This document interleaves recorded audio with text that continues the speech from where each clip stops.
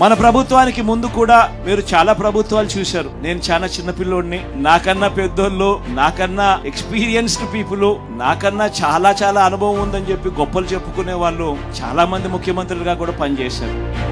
చాలా సంతోషం అన్నా.